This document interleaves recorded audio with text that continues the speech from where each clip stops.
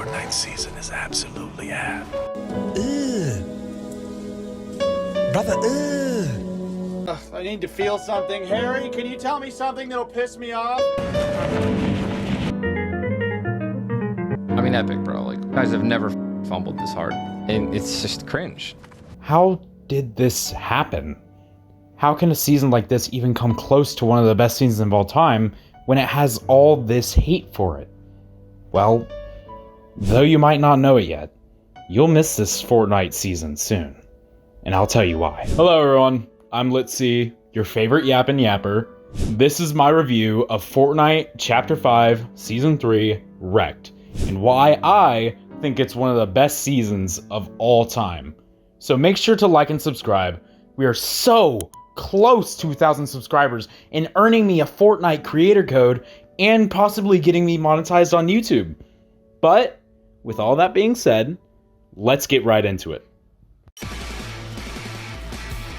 So let's start this from the beginning. Fortnite Wrecked hit the Fortnite community like a truck, practically changing the entire game and especially its meta. Over the course of a single night, the game went from Greek gods fighting a war against mortals to Fortnite giving an attempt at making Mad Max and everybody driving extremely powerful cars across the map, running into everybody they saw. Nitro Fists clobbering everybody in their sights, Nitro Splashes making you so fast blasting through people's walls that Sonic the Hedgehog would be proud. To describe the beginning of this season in the best way possible, it was chaos. And it was beautiful.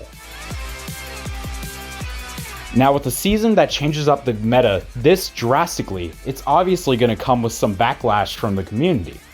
Now where many casual players were having the times of their lives, lots of content creators, people on Twitter, and especially competitive players were livid. It was the worst season of all time. That was the common sentiment between those types of people. Many claimed that for those who liked the season, don't like Fortnite, acting as if Fortnite was always supposed to be a more grounded gun game, rather than super wacky like this season one was from the start and throughout it. Now, I have a full video on this, so I'm not going to go into too much detail here about the entire drama, but feel free to go watch that, but I digress. It was a consistent war between the casuals and competitive players online that eventually led to what people call the downfall of Fortnite Wrecked. Then, it happened. The very thing that casuals desperately didn't want to strike the game. Nerfs. Every fun thing that was introduced in the game was nerfed to the floor according to casuals. Cars did less damage, turrets were less accurate, fists were slower and weaker, Nitro couldn't even run through walls that well anymore. It was a massive hit to the game and its enjoyability to casuals. It didn't even seem to have much of an effect on the competitive's perception about the game. They still hated it. And a lot quit the game as a whole already. So now, the nerfs are just hurting the casual players' enjoyment of the game and not even affecting those who boycotted Fortnite to even get this change in the first place. So how the heck is this one of the best seasons of all time if it doesn't even seem to appeal to casual or competitive players who enjoy it after the nerfs? Well, that's what brings us to our next section. As the season went on, the game was given so much new content. Almost every single week, something new was put into the game. One week, they add the Tri-Beam laser rifle from Fallout. The next, Metallica takes over the island and adds one of the craziest movement items ever added to the game. And then the next, you're turning into a literal Fall Guys bean on the Battle Royale itself to earn loot. Fortnite got so much content and love this season, more than most other Fortnite seasons. Even for a Fortnite season that ran through the summer, which are notorious for being boring at times, Fortnite managed to surprise a lot of people with how much stuff that had given us throughout the summer to keep us happy. While the perception of the season was ruined for a lot of players just because of the nerfs and other drama from the beginning of the season, it still felt like Fortnite had gotten back up on its feet during the season and then continued to deliver on a great experience. This isn't even to mention Fortnite Reload that brought back a ton of competitive players and just overall players that didn't like Fortnite Wrecked for the more grounded gunplay, which they felt was lacking in the normal Battle Royale. However, that was also in addition with Fortnite Reload being the catalyst for a lot of players wondering why Fortnite made such massive nerfs to the Battle Royale season in the first place, when they were just going to make a completely separate game mode that doesn't have any of those controversial parts of the normal Fortnite season at all in it anyways. So players that didn't like the normal Fortnite season would still be happy with the game via playing this separate game mode.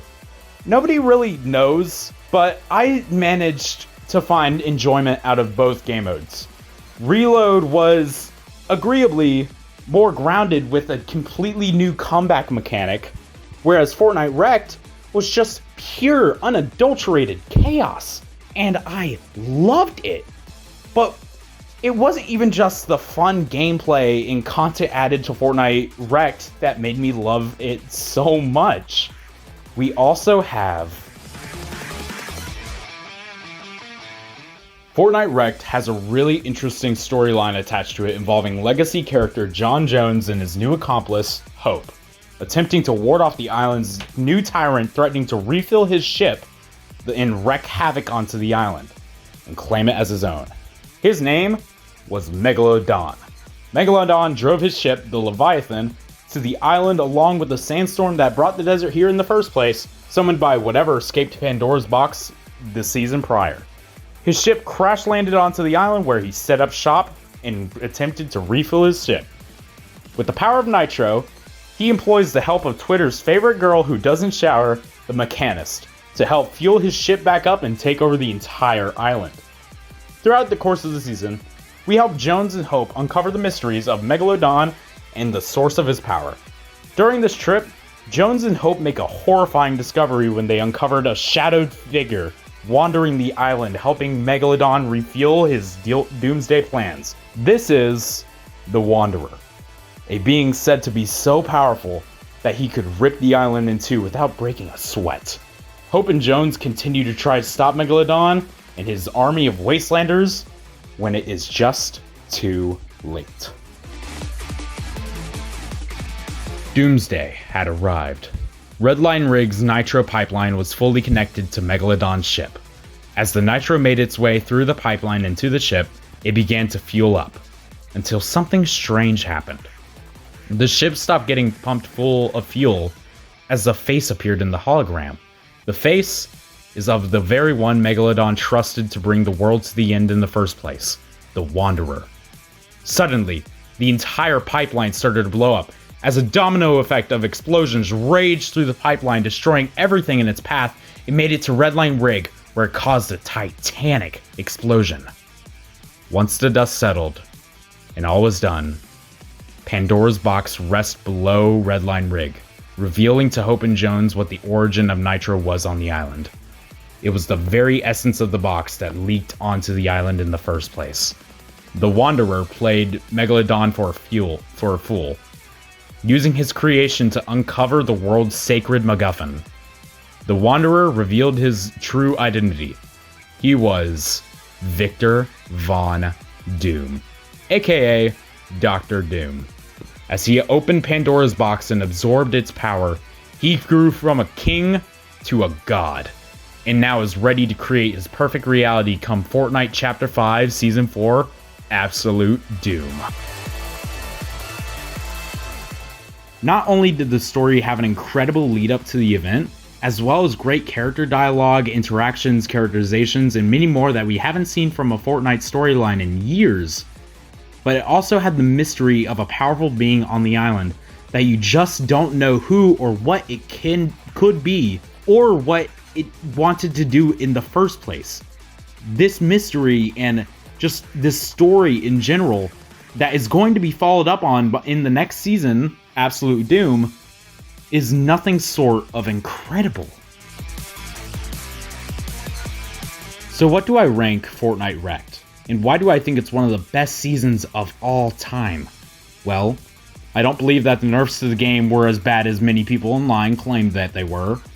Fortnite received constant love and updates throughout the entire season, even though normally summer seasons are lackluster when it comes to its content. Not to even mention the really well put together storyline.